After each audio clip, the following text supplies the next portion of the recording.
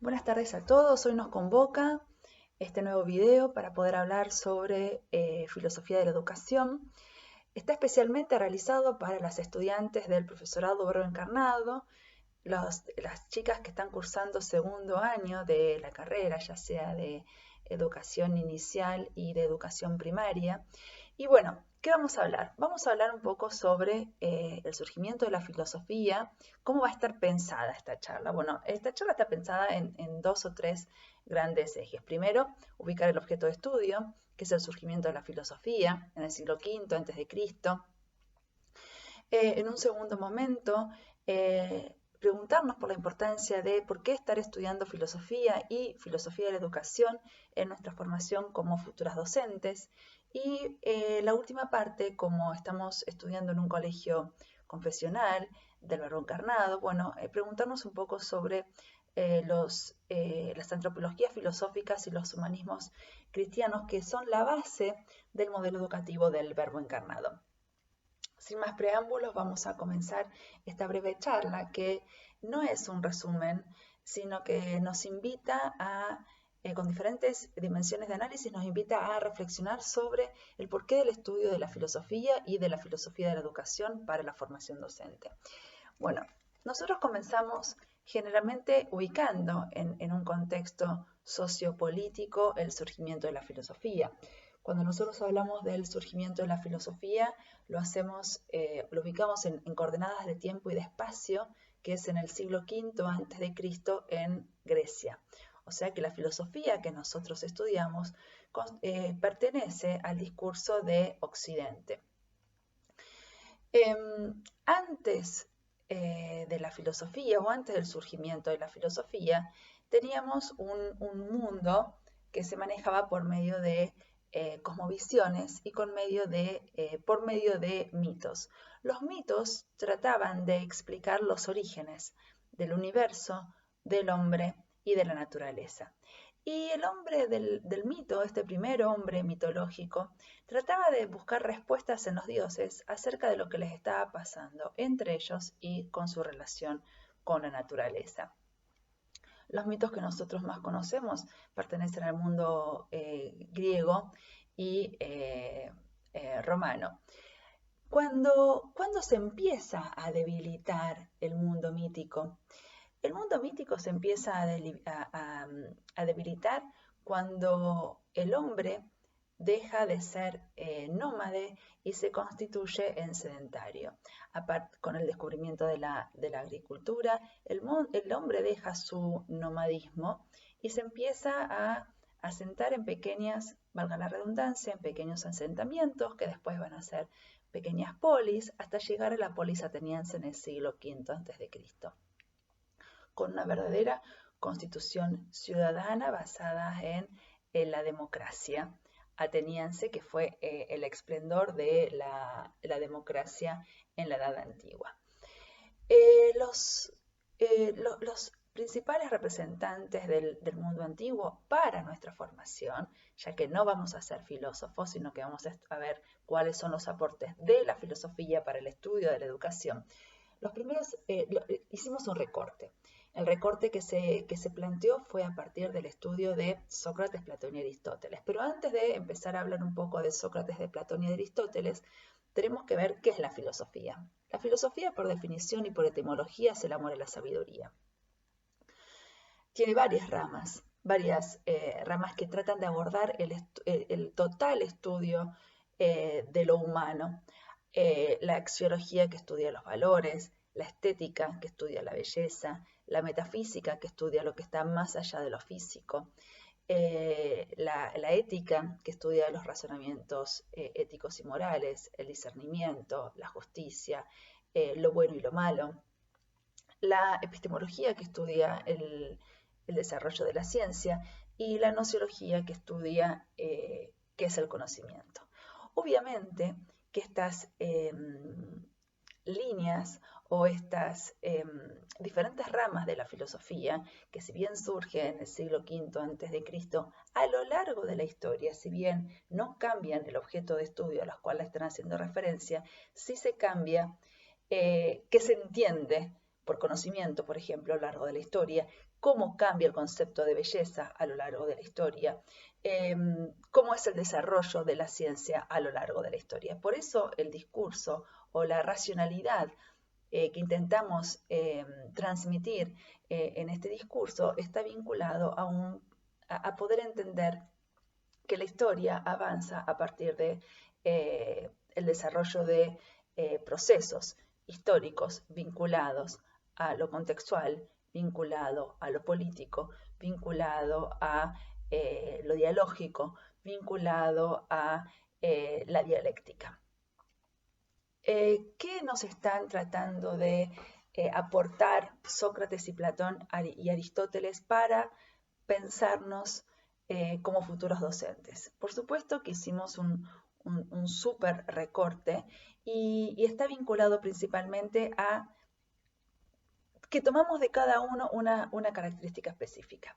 De Sócrates tomamos lo que tiene que ver con el método socrático, la ironía y la mayéutica para poder conocer, cómo a partir del diálogo que plantea Sócrates con sus discípulos en el ágora ateniense y por medio de preguntas siempre inducidas a poder reflexionar, a poder pensar, a poder discernir, se sale de la ignorancia y se llega a razonamientos morales, justos y verdaderos.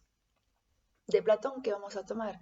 Vamos a tomar la teoría del conocimiento, que justamente se basa en la diferencia entre la doxa y la episteme, principalmente vinculado al desarrollo de su teoría de la caverna. ¿Qué dice Platón en la teoría de la caverna? Platón plantea que lo hemos visto y lo hemos escuchado y lo hemos reflexionado desde diferentes dispositivos, ya sea desde lo literario, ya sea desde la filmología, desde las películas, ya sea desde alguna propaganda. ¿Qué es el mito de la caverna? Platón sostiene en el mito de la caverna que, supongamos que hay un grupo de personas que están encadenados en el interior de una caverna, todos mirando a la parte posterior de la caverna, y que por fuera de la caverna hay una luz inmensa, y que entre la puerta de la caverna y la luz aparecen figuras que van pasando entre la caverna y la luz. Entonces Platón lo que sostiene es y se pregunta, ¿qué pasa si uno de los integrantes de la caverna se pudiera soltar las cadenas y pudiera salir de la caverna? Lo primero que plantea Platón es que evidentemente en un primer momento, no podría ver. No podría ver porque sus ojos están acostumbrados a la oscuridad.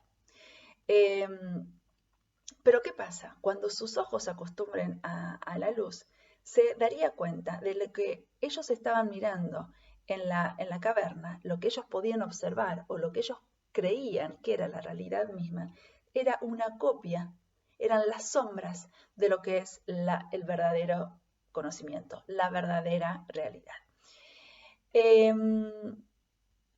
También habla hay otra dimensión muy importante en Platón, cuando sostiene que el alma, cuando se referencia al alma y al conocimiento, el alma habita en el mundo de las ideas y allá conoce lo que es la belleza con mayúsculas, el amor con mayúsculas, la bondad con mayúsculas, la solidaridad con mayúsculas, el verdadero conocimiento con mayúsculas.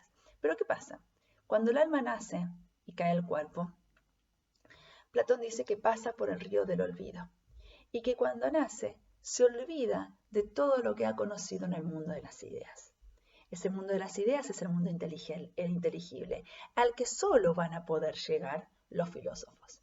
Todos los demás ciudadanos de la polis ateniense vivimos en el mundo de la doxa, del sentido común, del conocimiento común y corriente. Solo algunos elegidos van a poder volver, por medio de un conocimiento filosófico, a poder conocer lo que el alma había conocido por medio de la reminiscencia, lo que son las verdades y el conocimiento verdadero.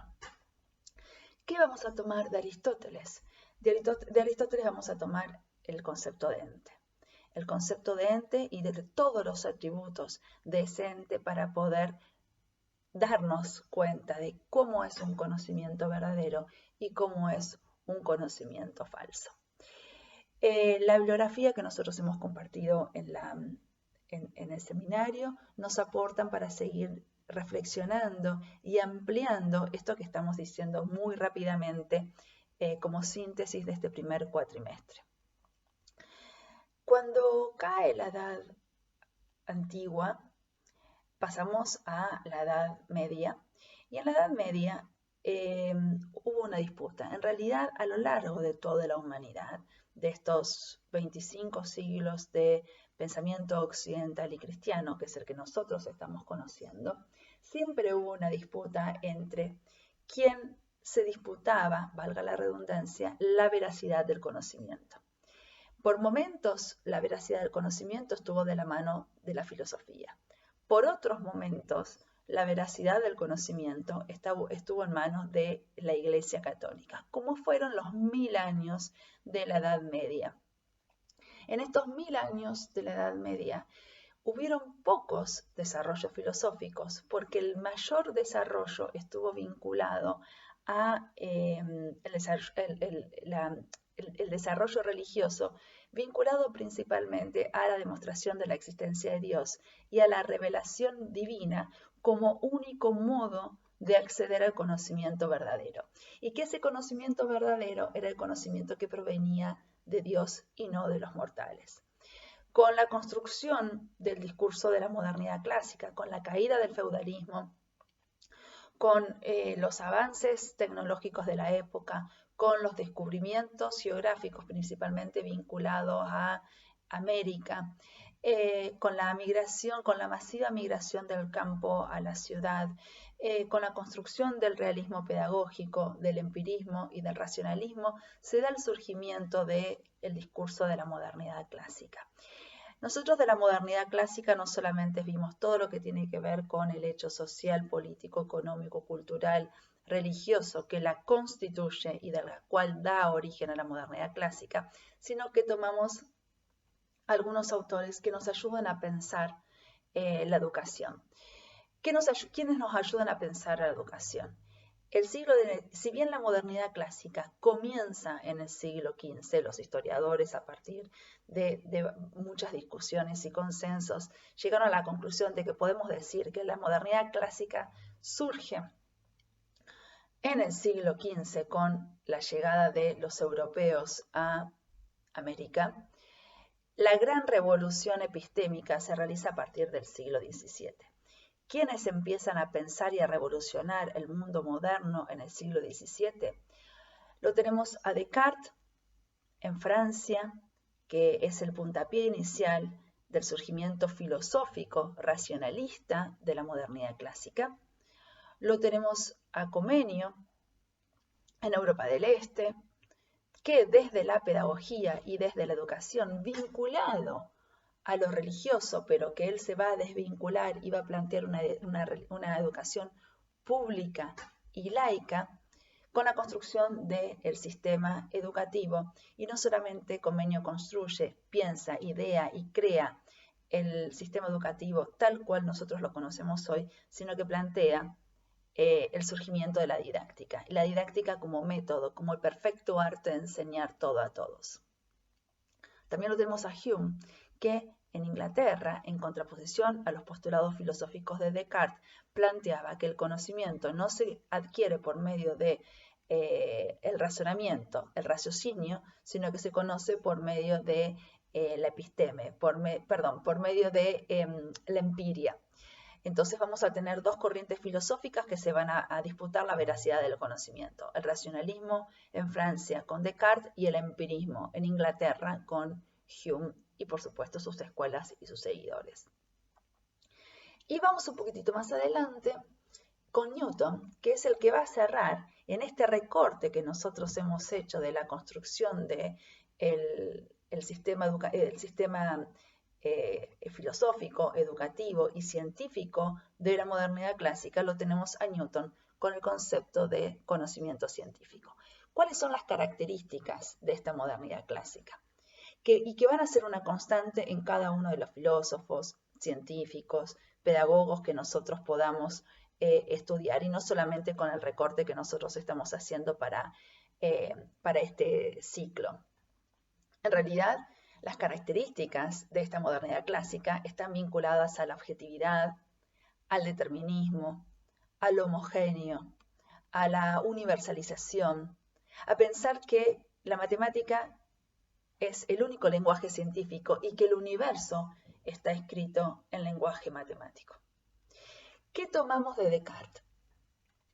Descartes en el siglo XVII escribe las Meditaciones metafísicas y el discurso del método. Ahí no solamente da el comienzo de su filosofía racionalista, del cartesianismo, sino que ahí plantea las 4 reglas del método para conocer la verdad. Y no solamente que plantea las 4 reglas del método para conocer, sino que se plantea también la concepción de disciplinarización del saber. Esta concepción de disciplinarización del saber la va a tomar Comenio para pensar la pedagogía del siglo XVII y a posteriori. Son los grandes rupturistas de la historia. Comenio, a pocos años, a 20 años de distancia que Descartes escribe el discurso del método, escribe la Didáctica Magna. Esta Didáctica Magna, que es el perfecto arte de enseñar todo a todos, inaugurando el realismo pedagógico, que es una ruptura epistémica con el movimiento anterior de la Edad Media. Este realismo pedagógico decía que hay que enseñar cosas reales, cosas que nos sirvan para la vida, haciendo una fuerte crítica a la especulación divina del movimiento anterior. Comenio plantea cómo tiene que ser el sistema educativo. Que una escuela materna no debe faltar en ninguna familia, que una escuela elemental no debe faltar en ninguna aldea, que el gimnasio no puede faltar en ninguna ciudad y que la universidad no puede faltar en ninguna capital de provincia. Para la gente que venimos de pueblos, sabemos de qué se trata, porque en los pueblos no tenemos universidad, en algunos pueblos solamente había escuelas primarias, en los pueblos que eran un poco más grandes había escuelas primarias y escuelas secundarias. Entonces pensemos cómo se fue pensando y cómo se fue transitando de años a años y del siglo XVII al siglo XX y al siglo XXI, con tantos años de distancia se sigue pensando con la misma lógica de Comenio la organización del sistema educativo. No solamente organiza el sistema educativo en años, como lo conocemos ahora, en los mismos años que nosotros los conocemos ahora, sino que también organiza el calendario escolar en función de las estaciones del año y en función de las horas del día. Pero lo más importante de Comenio es el método que da origen a la didáctica. ¿Qué es un método? Este método se construye a partir de diferentes posiciones epistémicas que él las inaugura desconociendo que se van a constituir como ciencia a 200 años de distancia de lo que estaba hablando Comenio. Por ejemplo, los 3 pasos del método que plantea Comenio para la construcción de su didáctica magna, de este perfecto arte de enseñar todo a todos, empieza con la naturalidad, sigue con la intuición y termina con la autoactividad. La naturalidad, en términos de Comenio, se distancia de la naturaleza de Rousseau. La naturalidad en Comenio tiene que ver con los procesos evolutivos en el desarrollo de la inteligencia. Comenio dice que no podemos enseñar nada que nuestros estudiantes no estén preparados intelectualmente para poder comprenderlos. Eso hace referencia a la naturalidad. La intuición es presentar el material de tantas veces y tantas formas como sea necesario para que todos los estudiantes puedan entenderlo y aprenderlo. Y la autoactividad es la ejercitación, es la práctica, es seguir practicando esto que nosotros hemos aprendido. ¿Y qué tomamos de Newton? De Newton tomamos el concepto de método científico. Si desde Descartes o con Descartes nosotros tomamos el concepto de conocimiento científico, en Newton o con Newton tomamos el concepto de método científico. ¿Cuál es el método que Newton plantea para conocer en el mundo moderno? La observación, la problematización, la hipotetización y la formulación de leyes universales.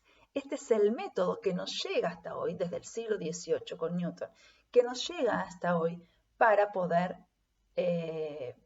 pensar nuestra relación con la ciencia y con el conocimiento. El siglo XIX es un siglo muy importante también, porque el siglo XIX nos inaugura y nos construye las últimas tres grandes disciplinas científicas tradicionales, si se quieren. A mediados del siglo XIX se construyen la sociología, la antropología y la psicología como ciencias. Y ahí se cerraría, en mi criterio, el discurso de la modernidad clásica, porque al fin del siglo XIX y principios del siglo XX vamos a tener un movimiento que nosotros llamamos las rupturas epistémicas de principios del siglo XX. Habíamos dicho que las características del mundo moderno es que era un mundo cerrado, un mundo que se podía controlar, un mundo que controlaba a partir de instituciones la conducta de los ciudadanos, con el Estado, la familia, la iglesia, las cárceles, las escuelas, los psiquiátricos. Todo el edificio de la modernidad clásica se construyó y se ideó para pensar el control de la conducta, con sólidas categorías y con sólidas instituciones que velaban, que vigilaban y que castigaban el seguimiento o no de la conducta, de la buena conducta, de lo que se tenía que transmitir para poder vivir civilizadamente dentro de esta sociedad moderna. Una sociedad moderna que no fue lineal. Por supuesto, la historia no es lineal, la historia no es neutral y la historia no está desentendida de los hechos sociales, políticos y económicos. La modernidad clásica tuvo una reforma, tuvo una contrarreforma protestante, tuvo una primera revolución industrial, tuvo una segunda revolución industrial, tuvo una única revolución francesa, tuvo guerras internas vinculadas a lo étnico, vinculado a lo religioso, vinculado al poder social, vinculado al poder político, vinculado a la construcción de un momento histórico importantísimo en la vida de la humanidad. Ese contexto turbulento y revolucionario de la modernidad clásica empieza a agrietarse y a debilitarse. ¿Cuándo? ¿Cómo? ¿Por qué? Por supuesto que no hay una única respuesta. Es interesante la historia de la ciencia. Comienza a agrietarse con, por supuesto, los grandes rupturistas de la historia. Lo tenemos a Freud, lo tenemos a Madame Curie, lo tenemos a Einstein, a Bohr, a Heisenberg, a Pauli, que empiezan a pensar y empiezan a darse cuenta desde el fin del siglo XIX y la primera mitad del siglo XX que este universo sólido, moderno, controlado, homogéneo y universal, con sus lógicas explicativas para poder conocer, se empieza a agrietar, porque el siglo XX empieza también turbulento. Una Primera Guerra Mundial, una Segunda Guerra Mundial, una crisis económica, la caída de los zares en Rusia, tres grandes fundamentalismos a lo largo de todo el siglo XX.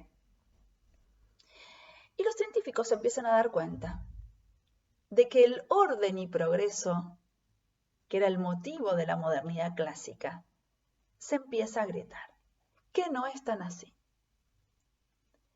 Que la ciencia en el siglo XX se empieza a pensar y se empieza a conocer a partir de no lógicas lineales, de lógicas que son no lineales, con lógicas que son recursivas, con lógicas vinculadas a un nuevo concepto que tiene que ver con el azar, con la incertidumbre, vinculadas a un concepto un poco más amplio que es el de sistemas complejos. La complejidad de un sistema, la complejidad del sistema que inaugura el siglo XX está dado con que al interior del sistema los subsistemas que lo componen no se relacionan linealmente, sino que se relacionan azarosamente. Por lo tanto, si tenemos un nuevo modo de relacionarnos con el conocer, si tenemos un nuevo modo de relacionarnos al interior de los sistemas, caóticamente, azarosamente, imprevistamente, no linealmente, tenemos que empezar a construir nuevas lógicas para poder relacionarnos con el conocimiento. Pensando y considerando y recordando que la lógica que tomó la modernidad clásica para conocer era la lógica de Aristóteles. La lógica clásica de Aristóteles que venía del siglo V a.C. Pero no estábamos en el siglo V a.C., estamos en el siglo XX y hoy estamos en el siglo XXI. Por lo tanto, si el contexto cambia, si la sociedad cambia, si los modos de relacionarnos con el conocimiento cambian en función de los cambios sociales, políticos y económicos, deberían cambiar las lógicas explicativas. Y acá tenemos que tener en cuenta que tenemos tres figuras epistémicas que nos han acompañado a lo largo de la historia y que comienzan con la modernidad clásica. La primera figura epistémica, que tiene que ver con el concepto de disciplina, en el siglo XVII con Descartes. La segunda figura epistémica, que tiene que ver con la interdisciplina, en el siglo XX, con la biología y la epistemología genética de Piaget. Y a fin del siglo XX, con Nicolescu, desde la física cuántica, tenemos la tercera figura epistémica que tiene que ver con la transdisciplina. Cada uno en sus contextos y cada uno desde sus lógicas discursivas nos proporcionan una relación con el conocimiento distinto que acompaña el desarrollo de la época. El conocimiento disciplinar es un conocimiento lógico y lineal. El conocimiento interdisciplinar es un conocimiento que se da a partir del concepto de sistemas complejos que acompaña el desarrollo del siglo XX, que desde la biología y desde la epistemología genética, Piaget lo piensa como construcción metodológica, como un avance a este concepto disciplinar. Sin desconocer el aporte de las disciplinas, se construye un nuevo método que ayuda a pensar el objeto de estudio complejo que es la realidad del siglo XX. Y más al final, en el siglo XX, desde la física cuántica de Nicolescu, desde Ucrania, y desde la filosofía de la teoría compleja de Morán en Francia, se empiezan a pensar en un concepto que va más allá de las disciplinas, que va más allá de la construcción del método y que tiene que ver con el concepto de transdisciplina. Este concepto de transdisciplina se basa principalmente en las lógicas no lineales de la física cuántica. ¿Qué significa esto? Que si nosotros en el siglo XX tenemos que pensar el sistema como un sistema complejo, la lógica clásica de Aristóteles no nos sirve para poder explicar el sistema complejo, porque no existía el concepto de complejidad dentro del siglo V a.C. en Aristóteles. ¿Y por qué? Porque lo que Aristóteles no podía comprender o pensar, lo excluía. Y es el tercero excluido de la lógica clásica de Aristóteles, que Nicolescu, en pleno siglo XX, lo retoma. Y para que nosotros podamos pensar transdisciplinarmente, necesitamos tres dimensiones o tiene tres características.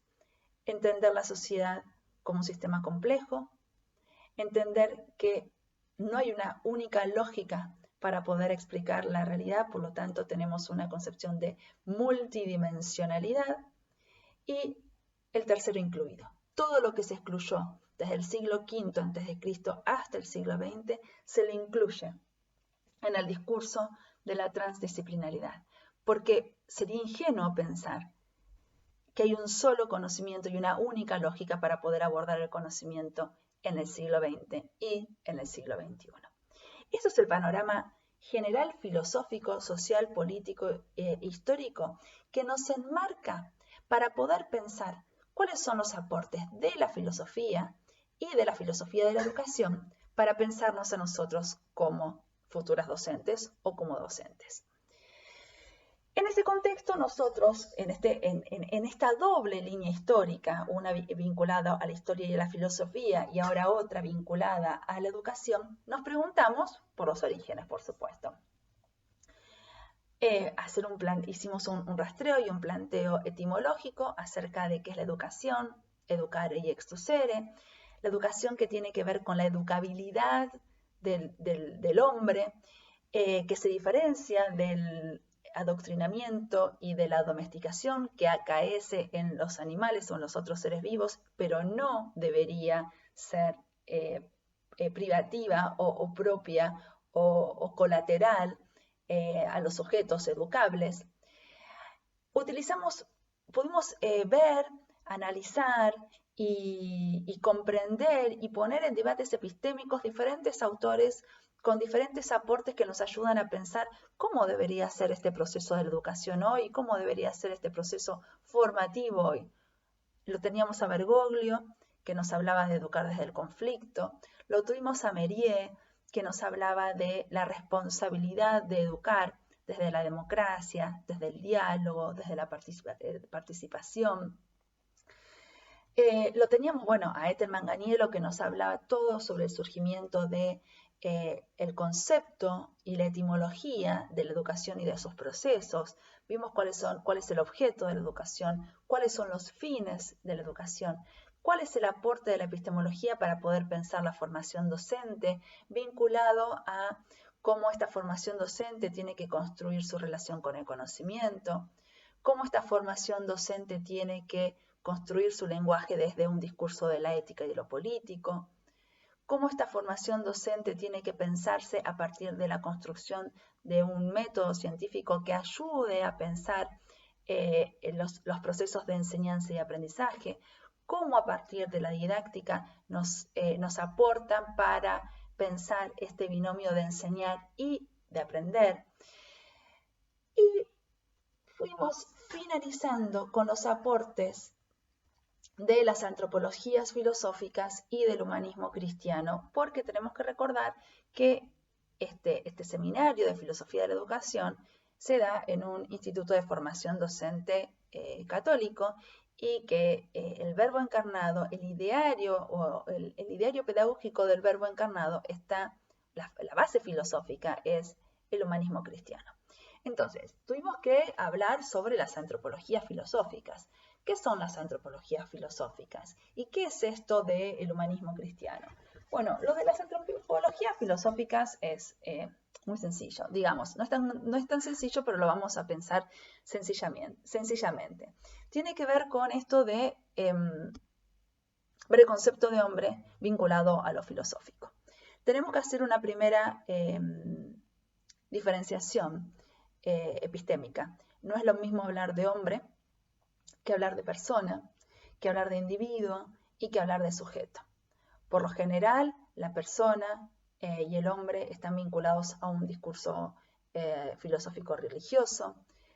Por lo general, el individuo está basado en el discurso económico y el concepto de sujeto viene desde el psicoanálisis, este sujeto que le falta y que está atravesado por la cultura. De eso nos están hablando las antropologías filosóficas.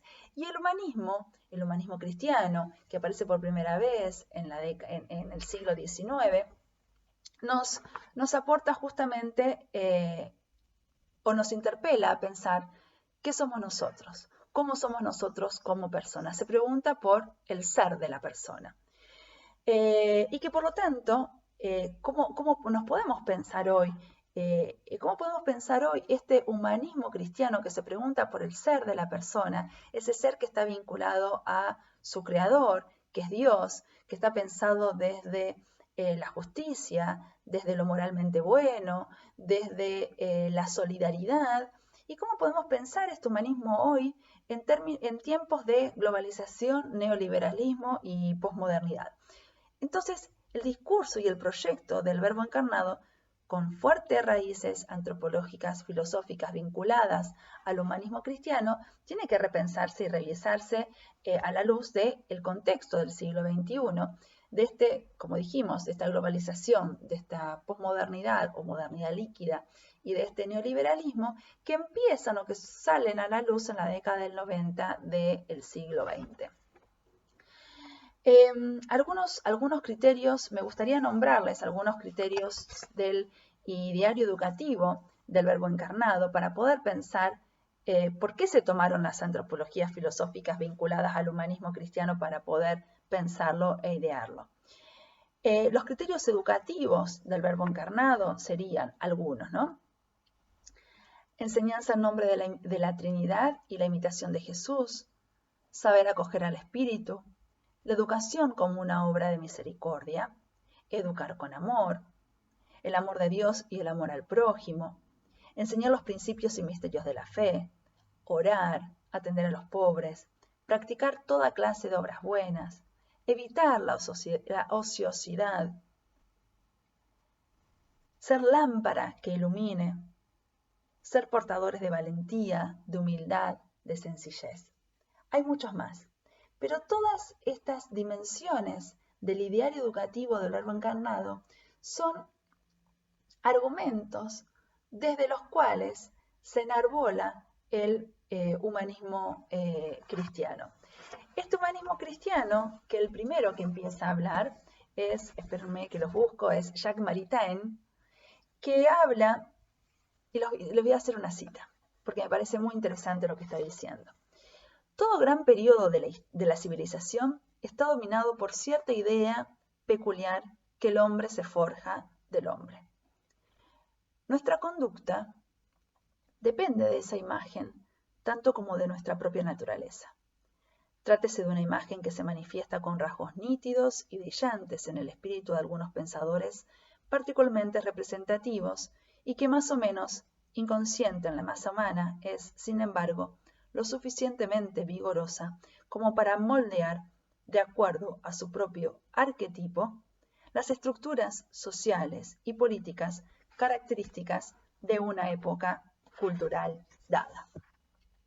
Entonces el humanismo cristiano se pregunta por el hombre, este hombre que es creado a imagen y semejanza de Dios. ¿Y cómo tiene que ser pensado este hombre hoy a la luz de los contextos que no están tan vinculados a,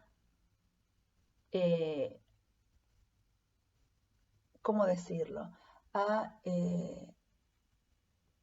las ideas más católicas que tienen que ver con la trascendencia, con la otredad, con la solidaridad, con la tolerancia, con el dar la vida por el otro, el amor incondicional. Entonces, ¿cómo tenemos que pensar esta formación de nuestros estudiantes, que son ustedes, en un contexto que justamente está mostrando otras características del homo?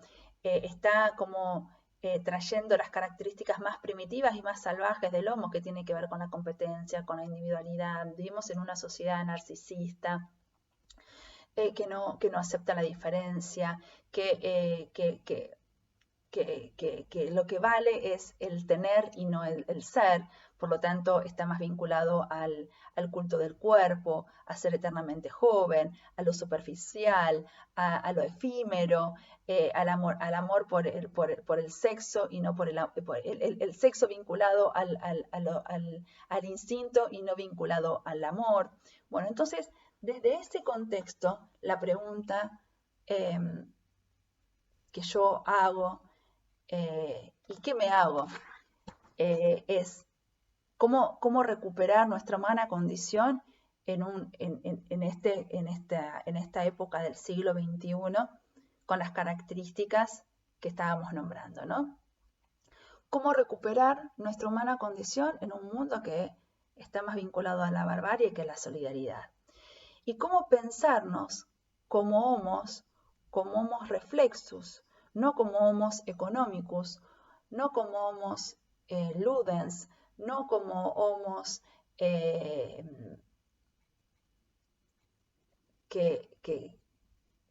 compramos, vinculados al tener por el tener mismo.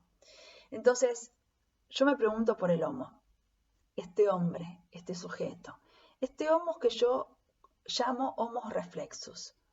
¿Cómo recuperar nuestra humana condición en un tiempo que se debería detener a sentir su aroma? ¿Cómo poder pensarnos en esta sociedad tan acelerada para poder generar y construir desde la educación y desde la formación docente espacios de reflexividad, porque nadie puede conocer en el mundanal ruido. Y la formación docente hoy necesita construir en la vorágine y en el vértigo social espacios de reflexividad. Por eso, chicas, yo las convoco a que pensemos justamente en esto, que nuestra formación y nuestra carrera docente, que es la carrera que eligieron, para las cuales se están formando, esta carrera que es preciosa y que yo las felicito que las hayan podido elegir, piénsense cómo van a transitar y a dejar su huella en sus estudiantes. ¿Desde qué lugar los van a formar? Esta idea de reflexividad propia del concepto de educación y que hoy es tan necesaria en este contexto turbulento, vertiginoso y acelerado en el cual estamos viviendo y en el cual nos estamos formando y en el cual tenemos que formar a otras personas, a otros sujetos. Sin olvidar que la formación docente, como decía Freire, es una práctica humana y es una práctica social, porque nos compromete ética, eso lo digo yo, ética y moralmente a quienes la practicamos. No se olviden nunca de esto, de la responsabilidad de educar